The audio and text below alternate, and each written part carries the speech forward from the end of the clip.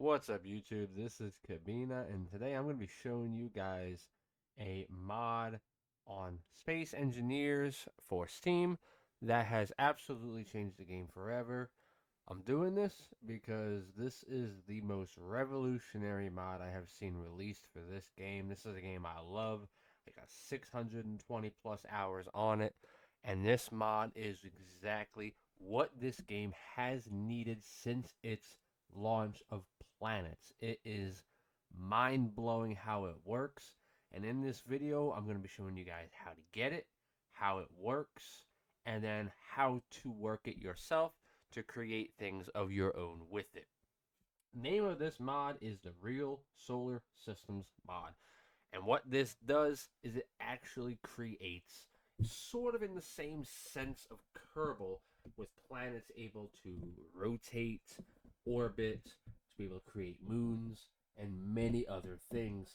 Currently, the developer of this mod has created a map of his own that has our solar system in it, meaning the Sun, Earth, the Moon, Mars, Jupiter, Venus, Neptune, etc., etc.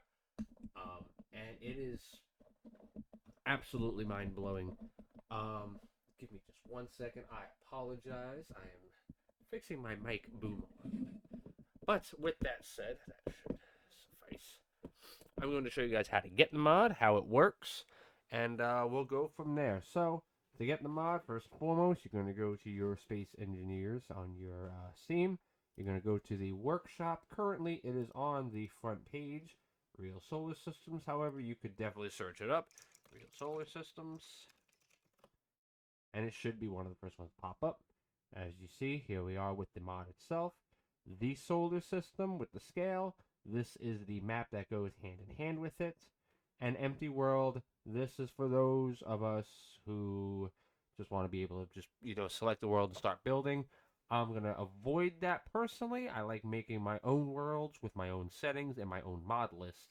So, once you find it, you're going to click on it. Here it is. Here is a visual demonstration from the in-game engine of what you can do. This is all dynamic and completely customizable. Now, I will say that the mod was only recently released. It was posted on, as you can see here, October 19th. It was just updated on October 25th. It is undergoing serious mod improvements. Community has been invited to assist. Um, and so on and so forth. The mod is in very active development, and you will find that probably from the time that this video is published to the time that it is seen to the time that you get this mod, things will change. It is incredible. Ekthros, the author of this mod, has been working tirelessly on this, and I could not be happier for that and appreciate him for that. And I hope that by making this video, I can draw more attention to his mod and also help him out a little bit in explaining how all of this works. So, obviously, you're going to scroll down, you're going to click subscribe. A window is going to pop up saying that there are other required items. If you wish to download them manually, here they are on the right hand side. You're going to need the Solar Blocks Override, the Visual Override API, Asteroid Filter API, the Real Stars mod, the Real Gas Giants mod, and the Text HUD API mods. Those are all things that you're going to need. There are other mods that are recommended, not required. But to get this mod working, this right here is all you will need. If you scroll down, obviously there is a description of it. There's a how it works setup, setting up a world, running on a dedicated server, preset worlds, which is the solar system, config, console commands, controls, upcoming features, a whole thing, as well as a link to his other mods and a donation button, which honestly, if you can afford it, this man deserves it. This man has essentially created Space Engineers 2 in my eyes. I'm going to avoid all this because, again, the reason I'm making this is to explain how all this works because some people are more visual learners than they are simply reading. Once you have these mods installed, you can switch over to your Space Engineers and you're going to go to your new game. You're going to go to Sandbox, you're going to go to your empty world, and you're going to click Customize. From there, you're going to make sure you're in creative. This is the easiest way. Online mode. Probably for setup, you're going to want to make sure you're offline. Please note, if you desire to have solar systems on a server, that is completely doable. On a dedicated server is completely doable. However, you cannot edit the system in a dedicated server. You must create it on a private server, like a local hosted server, sort of like if I set this to online mode or just single player straight out, and then put the save file to your server. That said, the rest of the settings truly don't matter. I turn off sun rotation, even though it's no longer in the game with this particular mod. The sun gets disabled. That's just a peace of mind in my eyes. But the rest of this truly does not matter. However, you're going to want to go into your mods. From there, we're going to activate the real solar system. I'm going to search that up because I have a lot of mods. And I'm also going to enable these two proxies. Now, quickly, I will explain them later. Proxies are essentially graphics for planets from afar. I'll leave it at that because I will explain them in more depth later. I will also manually add the TextHUD API, and if my understanding of Space Engineers is correct, as soon as I go to load the game anyway, Real Solar Systems will call upon its own required mods and automatically activate them. That said, I'm going to click OK, and I'm going to click Start, and I will give this all but a moment. So, while this is loading, I'm going to very quickly explain how this mod works. I'm under the assumption if you're watching this video, you have already played Space Engineers. First and foremost, as you can see, there is no sun. Sun is gone. I am rotating left and right and moving up and down. There is no sun no more. But pause here. In fact, I will alt-tab back to Steam just so that the game makes no sound. So when a planet is spawned or generated or whatever the case may be, it is generated in a voxel format. Go away. Stupid random pop-ups, man. Voxels are a system that are completely dynamic. You can add them, you can remove them, you can change them. It is exactly what allows us to have asteroids that we can harvest.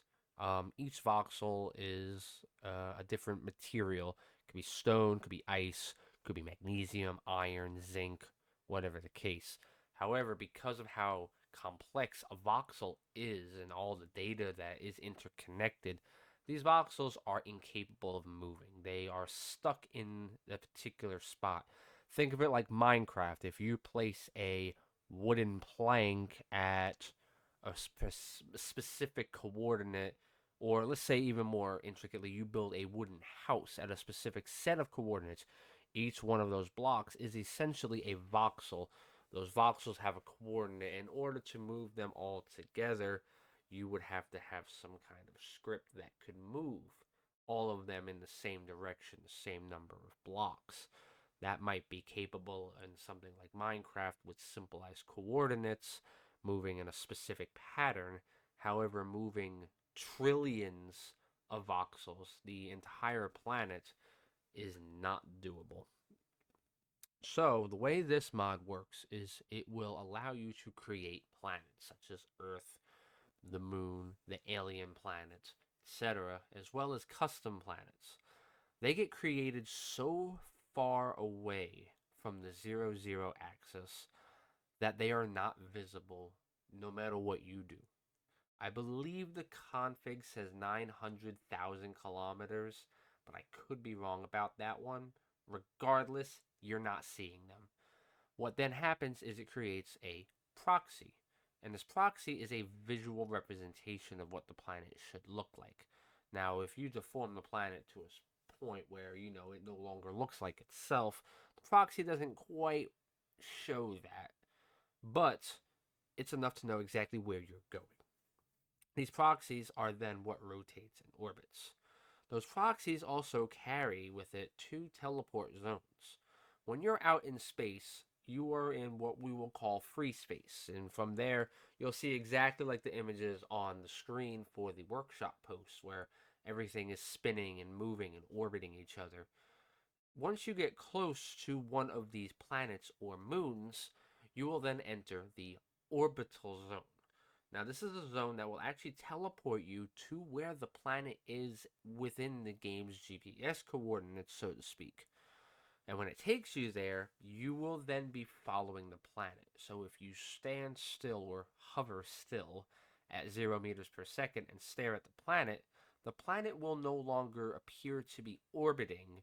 However, you will notice it's still rotating. And do note that whatever orientation you move towards the planet, for example, if there's a specific ice lake you're looking for and you hover over it, if you go towards the planet, you will end up at that ice lake. If you go back into orbit and add for a mountain range on the other side and move in, you will move to that mountain range.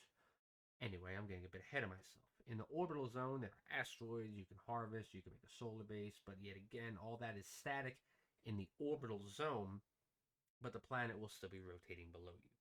And again, once you move towards that planet, you will then enter the planetary zone. That planetary zone is actually on the planet. And if you move within that zone and stop at 0 meters per second and stare at the planet will no longer move. However, if you look up into space and look at the things around you, not only are you now orbiting with the planet, you will notice that you are also rotating with the planets. And you will also notice that if there is a sun in your system, you will notice the reflections and lighting of the sun moving with the orbit of the planet.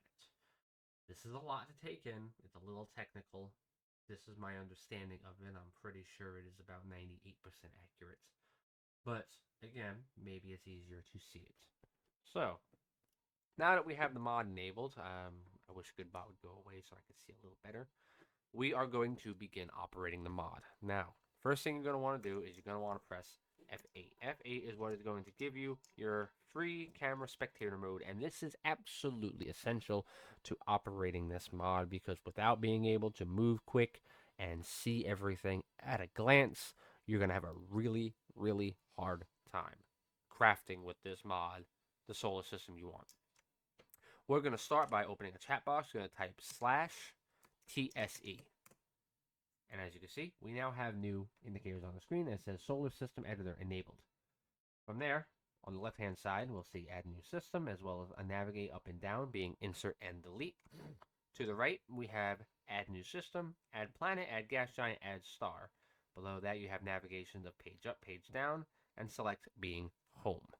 Now, all this mod is navigated through those keys located above your arrow keys, your insert, page up, page down, delete, home, and end buttons, as well as the brackets located to the right of your P key, assuming you're on a QWERTY keyboard.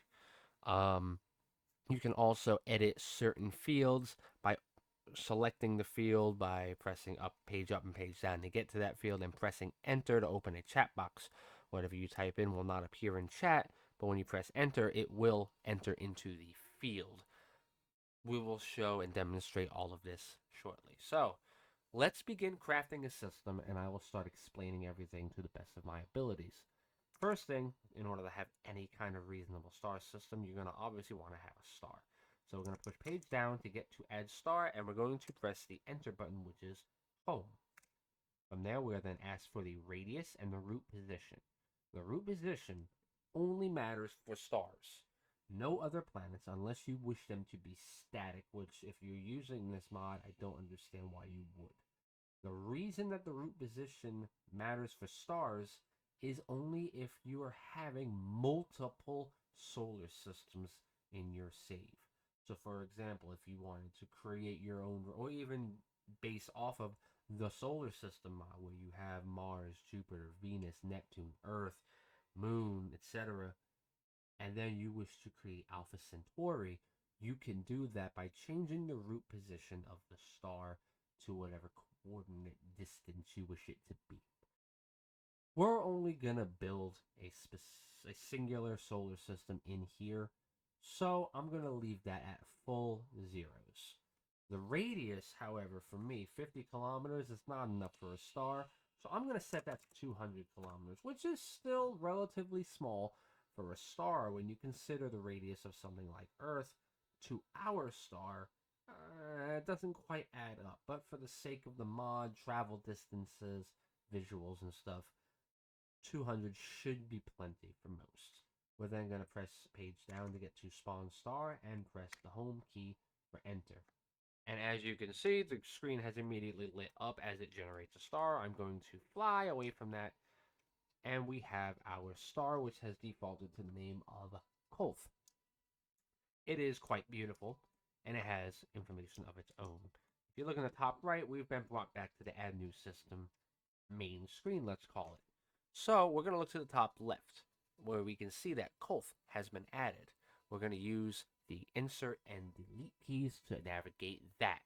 Navigating through that will change the screen on the right. And always remember that if you're going to add a new star, you must, or a planet or a moon or anything, you must go back to the Add New System. Otherwise, you're editing an existing planet. So I'm going to push delete. And now I have selected Kolth. From here, the first tab that we're now interested in is the name. I don't know what I'm going to name it. I'm just going to name it Demo.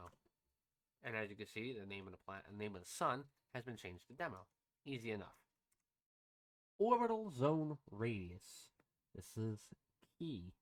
Though while I personally have not seen a need to ever change it, there are times where you might wish to, especially with moons.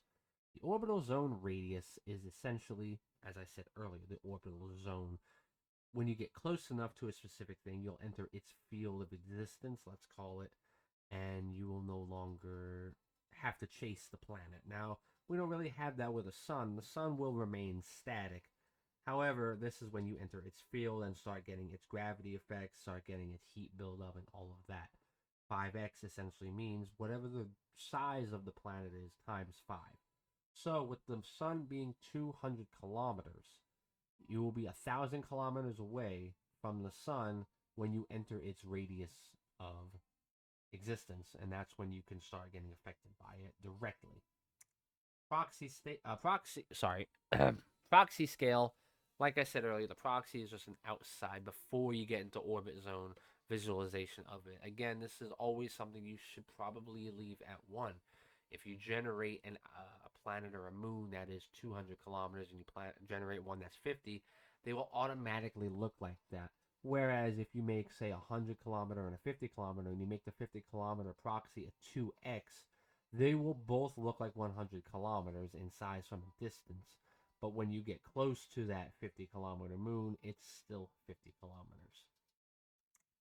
Has asteroids means that when you get within its orbit radius, does it or does it not have asteroids that you can land on and mine? For me personally, I turn that off for the sun simply because if you're that close to the sun, you're probably not surviving anyway. But on top of that, the sun likely burned away or sucked in any asteroids. So that's for me personally. And this will be our first edit.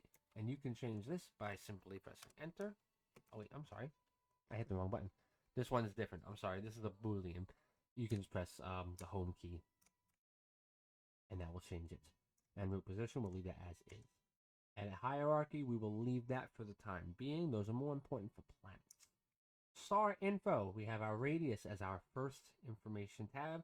200 kilometers. If we decide 200 is too big or too small, we can change it from here by simply pressing enter and typing in the updated field. So 250, you could visually see the sun change, or I can set to 150 and make it smaller. The effect color, you're going to press enter on that or the home key. If I say enter, I do mean home. You'll catch on as you're watching if I mean it or not.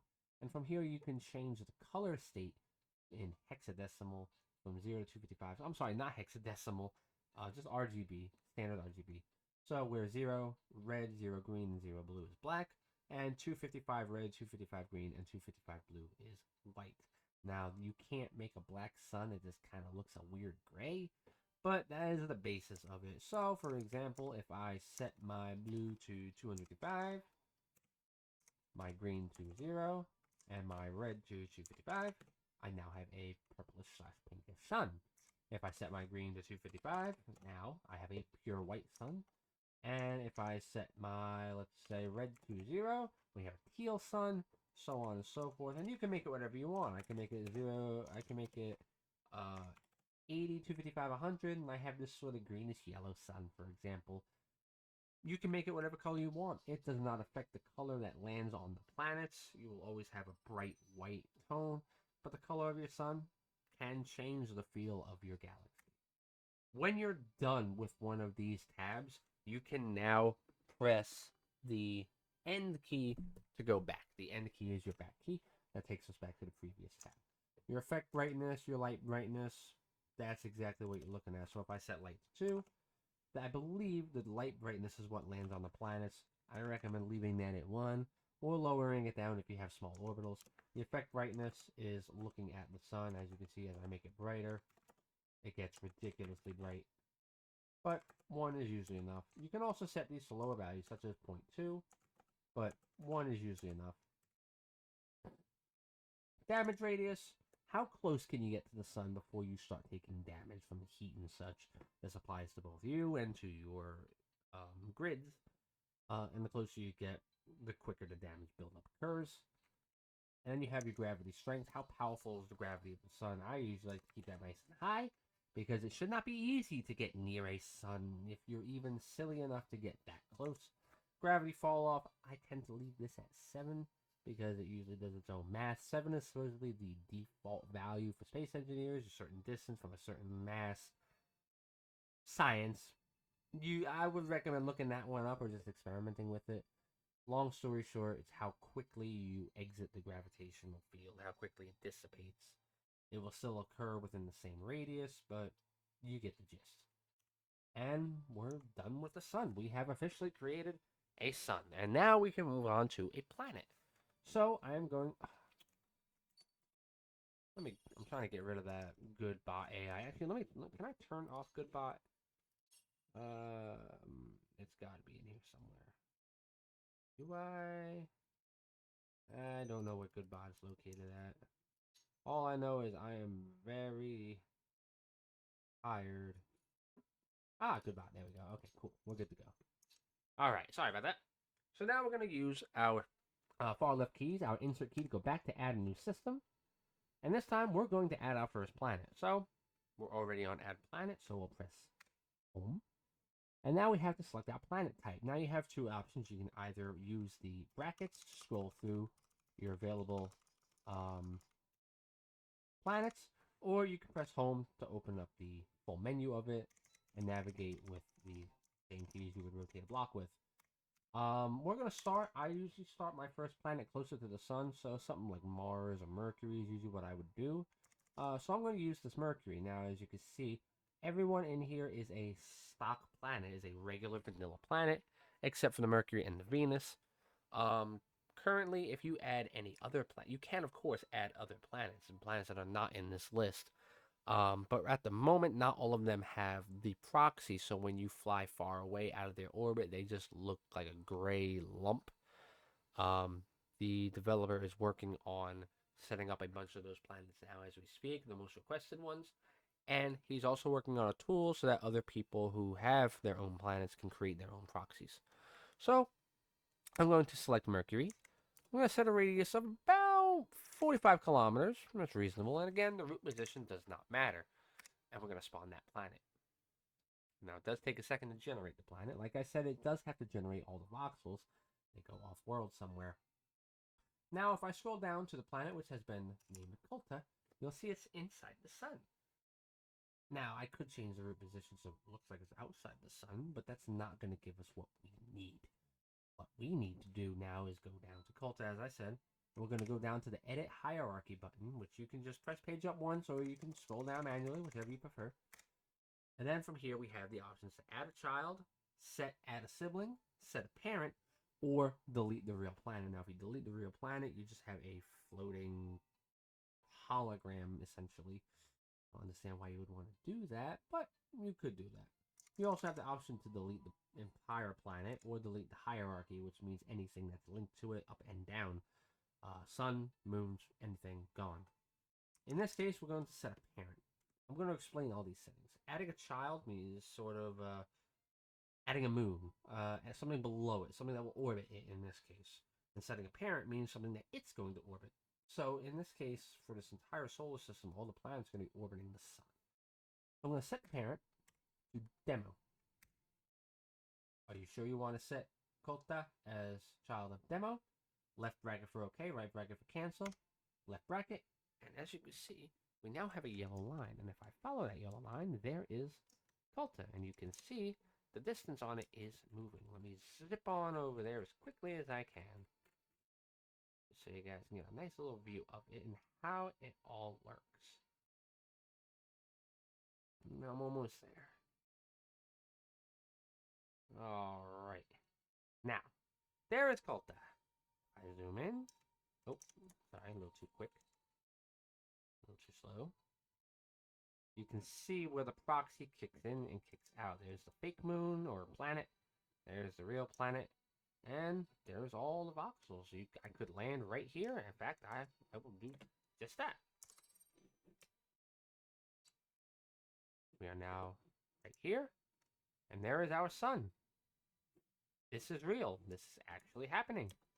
And now if I go back into my camera, fly out. Now if I sit right here and don't move my camera, you can, oh sorry, I'm not far enough away. You can see Colta is actually moving away from my center cursor. I'm not moving. You can tell from the skybox I'm not moving my camera at all. Now, if I move closer within its orbital field, it is no longer moving. But if you look very closely, and you do at this current state, have to look very closely at the skybox. The skybox is now moving. Being within its orbital sphere, I am now in orbit with the planet. You can also, again, can't quite see it yet, see that the planet is also rotating as well. And then if I get far enough down, I'm now within its planetary field, and now the planet's not moving, and I'm the only one moving. Now, I am going to stay within its orbital field for all this right now, and I'll explain why. I'm going to go through all the information regarding setting up a planet. So you have the same thing. You have your name, you have your planet type, which we've already identified. If you change the planet type, it will regenerate the planet to whatever you make it. You have your radius, which we've already set, and then you have your orbit zone radius and your surface zone radius. We've already gone over the orbit zone. So this being a 45 kilometer, this might not be the best. Let's say it was a 50 kilometer radius at a 5 times orbit zone. I could be 250 kilometers away before I was inside of its orbit zone. Surface zone is different. That's when I get closer to the surface. So in this case, this is fine. Being 45 kilometer size planet, when I get to 45 kilometers altitude from the planet, I will now enter its surface area and can essentially land. Proxy scale we've already gone over, and has asteroids we've also gone over. We're going to go to the edit planet info. We'll go to orbit shortly. Within here, you have the same things. You can override the skin if you have a custom proxy, which not really something we have at the moment. Proxy fade out, I would leave that alone completely. And then you have your rotation period. Now, this is one of the first fun settings. Now, as I said, we are already within its orbital field. So we're essentially rotating.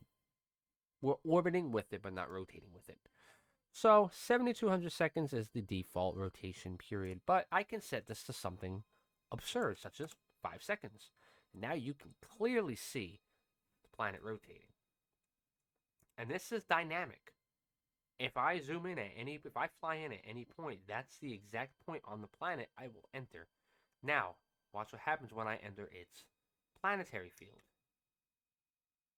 Now, I can land exactly where that crater is, but I am now rotating with the planet. But this is a real planet. If I go back to my character, sitting here on the rocks, this is all happening. I can drop things on the planet. They will move. Nothing is wrong. Everything is okay. Now this is an absurd. Ain't no one gonna have a rotation period of 5 seconds, reasonably. But you can. And if I go back out to the orbit, the moon is spinning. And if I leave even that, it's still spinning, but now it's also moving. We're gonna get to that right now by going back. And this time, let me get rid of that. We're going to go to the orbit info. Now, this is where the real magic gets a little difficult. Let's start with the semi-major axis. The semi-major axis basically says how far away from the sun is this thing, is this particular planet, or if in the case of a moon, how far away from the planet is it? You'll figure out the pieces through experimentation and through the rest of this video. So if I set the semi-major axis to, say, 5,000.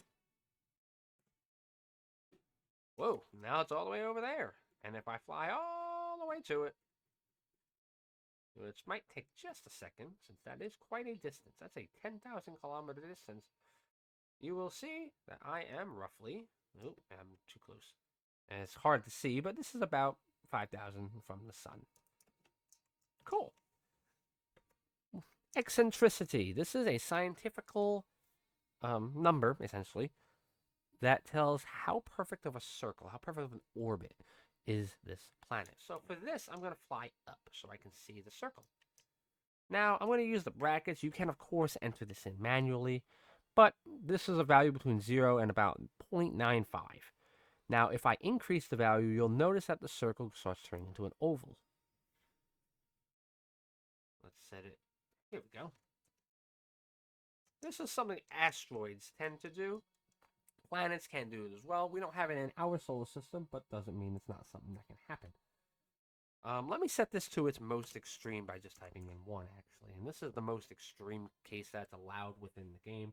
Honestly, scientifically, any higher than this, a planet would likely just get sucked into the sun. What this means is that the further to the right, where it currently is, the slower the orbital speed of that planet or moon or whatever it may be.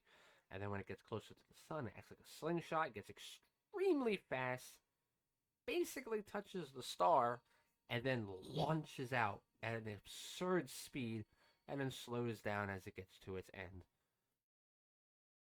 That's how this works and what it works. You can, in fact, see on the right-hand side, you'll have your average local speed, your max speed, and your current speed. Currently, near its lowest peak, it's only moving at 185 meters per second. But when it gets near the sun, it can go faster than 5,000 meters per second with this current setup.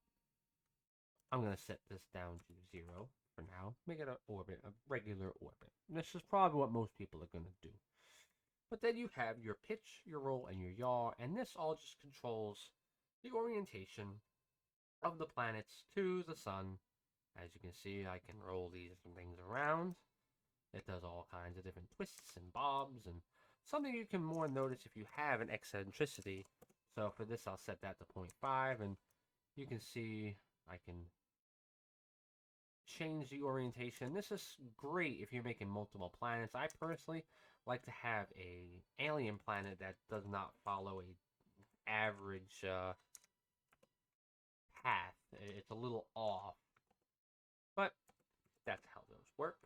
And then you have your orbital period and your orbital offset. So your orbital period is how long it takes to orbit the sun. And this is another thing I can do. I can set this to 60 seconds, and you can see it is absolutely flying. And you can see our speeds have changed to a number that can't even fit in the block. And as I have done multiple times, I'm about to fly to the planet and show you that the orbiting is something you can see as well alongside spinning. I'm now within the field. The planet is not moving, but you can even see just from the little glitches in that yellow orbital path that we are orbiting the sun. And let me back out here and change that rotation period real quick. Let's say 5,000. Let's say 500, just for the sake of ease. And then if I set myself back to my character, here we are on the planet. We are rotating. We are orbiting. Actually, let me set this to something a little 60. Now you can definitely see we are orbiting. We are rotating. Wow, is 60 like, okay, 30? Sorry, we were moving a little too perfectly with all of that going on. I don't even know where we are in relation to anything right now. There we go. We're orbiting back towards facing the sun. Oh, sorry, we're rotating back towards facing the sun. We'll be coming over the horizon any minute now. There it is. And again, I can drop things, run. I grab myself a drill and mine.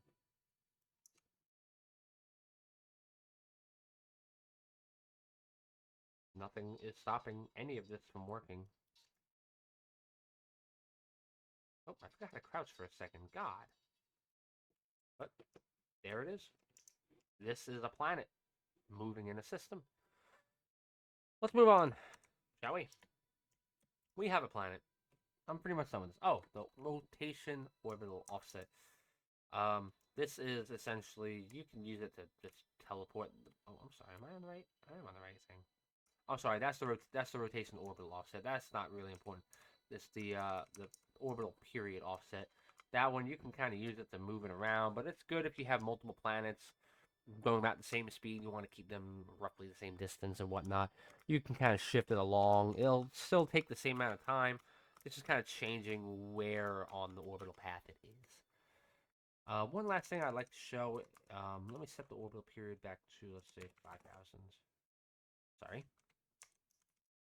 And we'll set this to, oops, sorry, wrong one. I'll set the eccentricity to 1, or 0.95. And I will, hold on, let me move that a little closer to me. Actually, I can just teleport to my character. That'll make things a little easier. And then I will kind of get up into space a little bit. Now, right now, we are moving at, well, we are not moving, but the planet is moving at, what is that, 1,011 meters? And we are super far from the sun. Now, I'm just going to travel using the orbital period offset to get really close to the sun.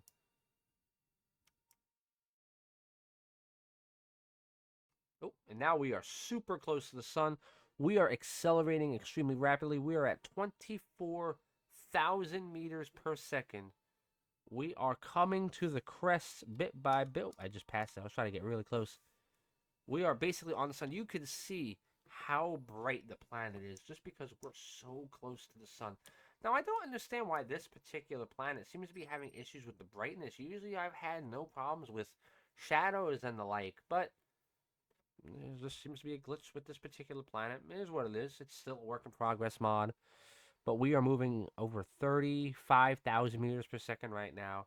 And now if I teleport or fly further away to the slower point, you can see the brightness has diminished. You can still see the sun. In fact, the effect, the visual effect, because I move so fast, we're still stuck on the screen, but there's the sun out there. We're moving at 1,500 meters a second. And that's how this mod works. Now I'm going to set these things back to eccentricity to 0. And we're going to, just for the sake of ease, we're going to set this down to like 2,500.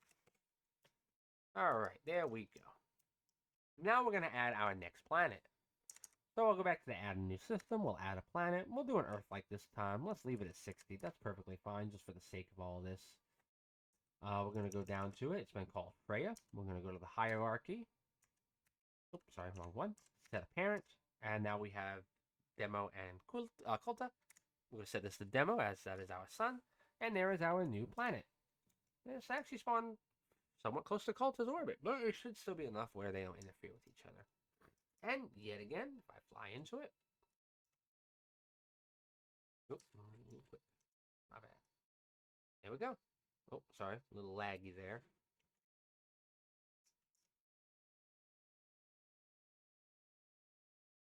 But, oh, sorry, something's up with my cursor, it seems.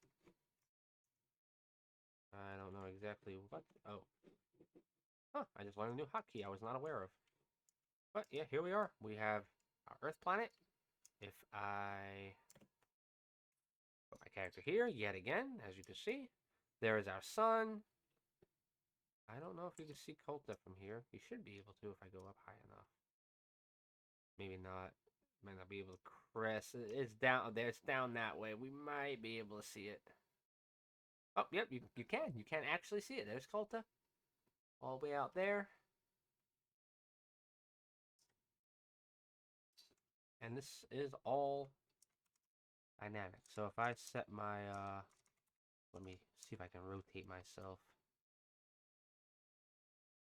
I don't know what's going on with this, with the lighting. I had it working yesterday. It might be a glitch with the new update, but lighting was indeed working. I'll have to look into that. But here we are on a planet yet again, like I've demonstrated before. I can mine this. I can drop items on it, and it will stay here. It will remain here. So moving back out. There's really not much else to go over with this planet. We've already established how to make a planet. Now we're going to learn how to make a moon. So we're going to add a new system. We're going to add a planet. You can make your moon whatever you want. So if you have like a gas giant, you want like an Earth-like around it, there's nothing stopping you. This is your solar system to do whatever you like. But for the sake of simplicity, I'm going to make a moon. I'm going to make a real small moon. It's going to be 10 kilometers. Really small, almost impractical. But that's my moon. I'm going to spawn that. They call it Aika. Cool name. I'm going to set it to Pompo. I don't know why. Pompo is just the first sound that came in my head. I don't really have anything else to mess with except for the hierarchy. This time we're going to set the parent, but this time we're going to set it to our Earth-like, which is Freya. And there we go. Now we have a moon. If I go to my orbital info, I'm going to set my major axis down a bit lower, so it's about 300 kilometers away from the planet, and we now have a moon. Actually, let me set that about to 250. It's a little too close to Colta for my liking. Again, this is just a demo system. You can make them 10,000, 50,000, 150,000 kilometers away from each other. It's however you want to make it. This is your system, your survival, or your server, whatever the case may be. This is your decisions to make. And yet again, I can go through all of these settings and I can change the pitch. And if I set this to a 90 degrees, I have a perfect polar orbit of the Earth-like, which is something that is very, very scientifically difficult to do, mind you. But it's something you can do. There's nothing stopping you. I can set this to 45. I can now set the roll to 45, and now we have a cockeyed one. Well, I mean, depending on how you look at it, it's straight or it's not. But if you have, let's say we add another moon. This one, let's make this a Titan moon. I'll make this a 17 kilometer. I'm going to set this as well as the moon for Freya. So we're going to add the hierarchy, set the parent, and we're going to set that to Freya, and there we go. Now we have 2 moons. Essentially interesting. Now, I'm going to do something interesting. Let's set the hierarchy, let's set the parent, let's set it to Pompo. Well, now our moon has a moon. Ain't that a little weird looking? But again, it's something you can do, and there's nothing that specifically scientifically says you can't. Now, I will say this particular one here is not scientifically possible, because once this moon gets all the way over here or over there, this orbit will clip the Earth, and it's just a mess. But it's whatever you want to make it. So, I could set the orbital to 50 kilometers, and now that's a little more reasonable. It would still get dangerously close to Earth, but it's possible. More things to mess with. Now let's do something a little more interesting.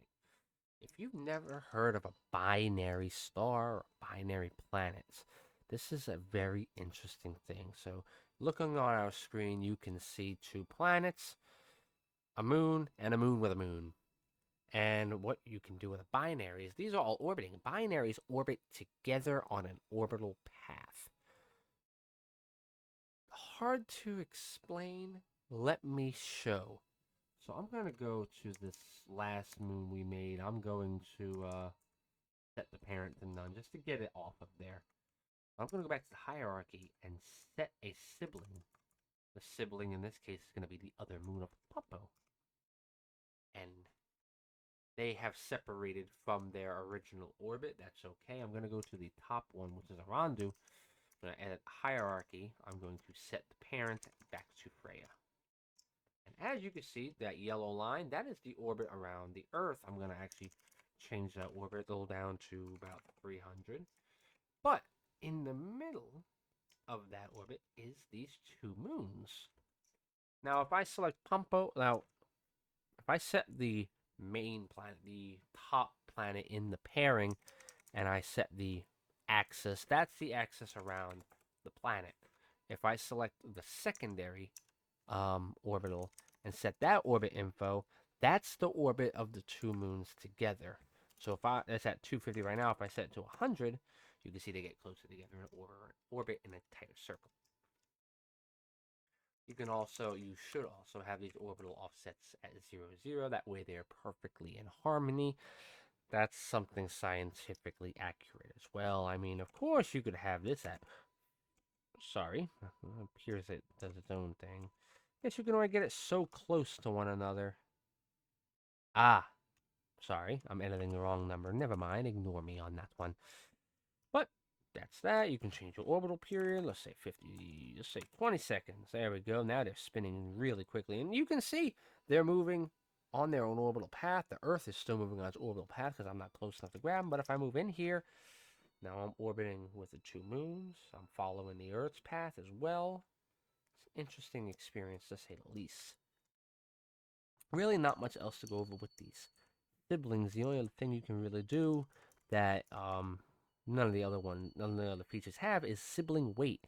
And this kind of scientifically, you should leave this at 50%. 50% is perfect harmony between the two siblings. But you can change it, and the effect is quite odd, to say the least. I don't know why you would want to do something this peculiar unless you were trying to do this. But at this point, you may as well have just had one orbiting the other. I don't know. It's something you can definitely mess with. And again, like I said, this is your system to do with as you please. You can also do this with stars. There's nothing stopping you from making the binary stars. I have had some very peculiar things happen, though. So do that as you will. Now, the last thing to go over that I can think of at the moment is adding a gas giant. Now, gas giants are actually very complex in this mod. So let's add a gas giant. We'll make this one nice and big. We'll make it 300 kilometers. This is going to be a big boy. We're going to spawn that. Now, these are pretty quick to spawn. They don't have really any voxels to deal with. We're going to edit the hierarchy. We're going to add this as a parent. Add it to a parent of the demo, the sun. And there is our gas giant. And Lord, is she big. In fact, she's so big, she's clipping into another orbital path. I'm going to change that to 4,500 kilometers away. There we go. And here is our gas giant. Yeah, something is very off with the sun. I have to figure that out. But here we go. Same initial settings. You have your initial settings, your name, orbital zone, proxy size, has asteroids.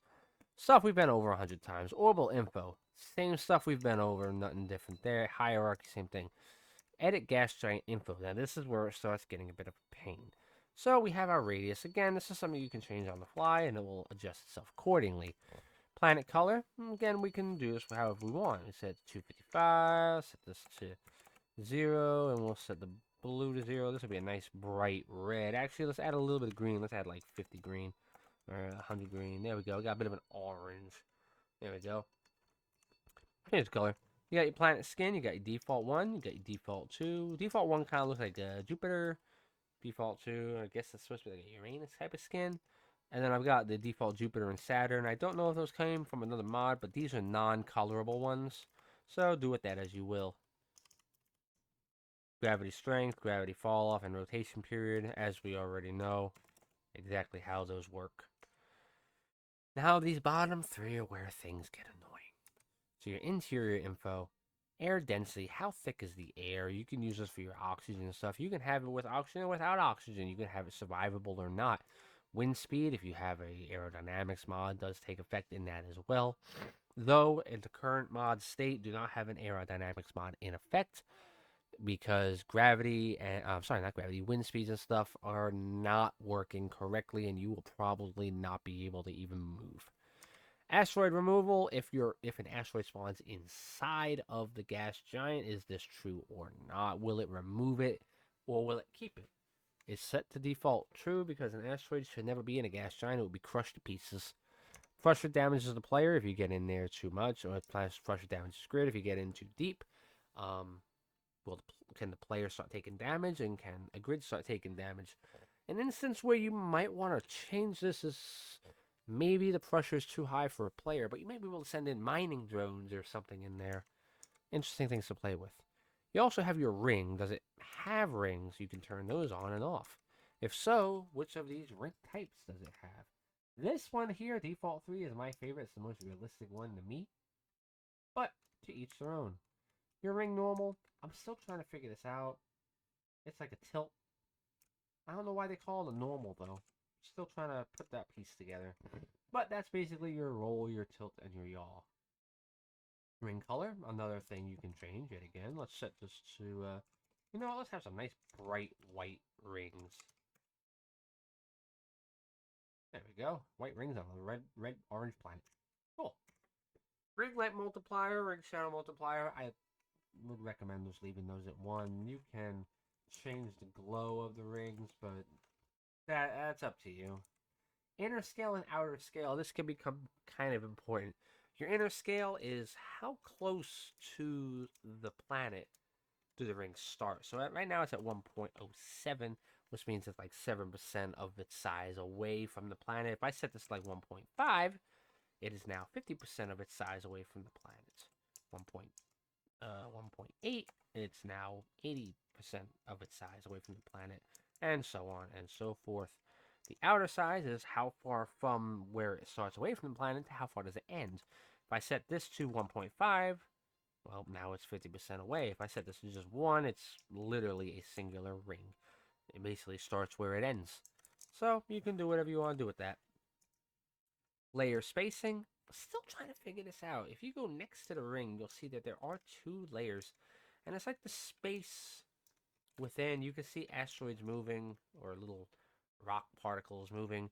And you can set this to some obscene sizes. How big is this ring? Now, what I don't like is how it looks from the outside. But when you get in it and you actually get the effect, a lot more reasonable. I try to keep it down near like the 1s, just because it's just a reasonable size, but to each their own. And there's also a ring rotation period. You can barely see it, but it is there. I don't really understand it, but it is just another thing you can change. Lastly, and quite complexly, is the Edit Resource Info tab. You can collect materials, and you can customize those materials on a per planet basis. You can collect atmospheric in the upper atmosphere, the lower atmosphere, and the rings. By default, the rings carry ice as well as the upper atmosphere. And then if you can get to the lower atmosphere of the planet, you can harvest silicon. I believe this is gathered through collectors. I haven't attempted it yet. This is my understanding of it. And you can change these. So first and foremost, you have your resource amount for your upper, lower, and ring. Now the upper and lower are both set to 1,000. The ring is set to 100. So 1/10 of the resources can be found in the ring. 10 times that can be found in the actual atmosphere. You can change these to pretty much whatever you want, and that will increase or decrease. And now I don't understand. I don't know exactly what these numbers represent. Is it 100 resources per minute? Is 100 resources an hour? Is it just like a ratio? I don't know. It's not explained, and I haven't had a chance to experiment with it. But feel free to throw a grid in there and find out what happens. But other than that, you can set exactly how much can you get. You can set, is it true? Can I or can I not harvest resources from these specific areas? And then on top of that, let's go to our ring. For example, it says ring ore is ice. I can change that by setting these to 1s and 0s. So right now it's just ice, but if I set iron to 1, if I go into the ring and start harvesting, I can find ice and iron. So you can completely turn some of these giants into resource monsters. You can make one very far, very hard to get to, for example, loaded with platinum or uranium or just something really useful that people will want or you will want to achieve at some point, and just make mining drones to harvest that, or a giant facility that harvests it 24/7 or something along those lines. And yet again, as we've done before, we can add moons to this one. Let's add an alien planet. Oop. Let's set that to about 20. Let's make this 150 kilometers. This will be a big alien planet. In Vanid. We're gonna set that as the Katapa is our gas giant, and there we go. Now we have an alien planet, a huge alien planet, mind you, orbiting our gas giant. And that's how all of this works. And if I, set these to very high orbit speeds, let's say 500. Sorry, I said 200. I'll set Katapa. I'll set that to 150. We'll set Freya to 200. Kulta, we can set you to 80. You'll be flying through there. And we'll set the moon's orbital period to 30. Make them move. And they're all moving. And you can go to any of them. Doesn't matter which. And the second you get close, you're now one with it. You fly with it. There's the moons orbiting each other, orbiting this planet. There's the gas giant with its alien planet in orbit. There's Kulta quickly catching up to us. An ample opportunity to jump from this planet to that planet as it goes flying by us. And then, if I go further down to the surface, now we orbit with it.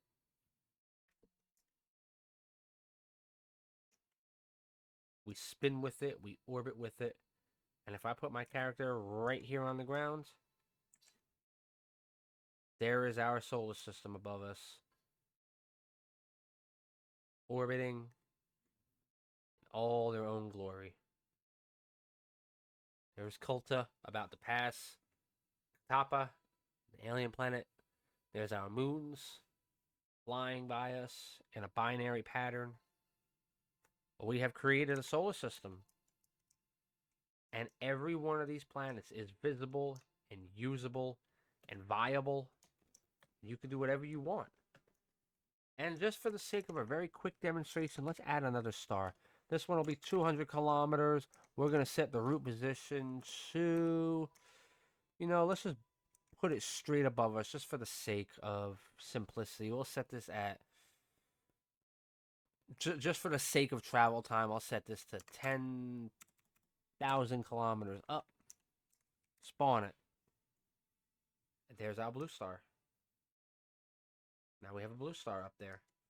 And let's add a gas giant. We'll make this one, just for the sake of being able to see things, it's going to be 500 kilometers big.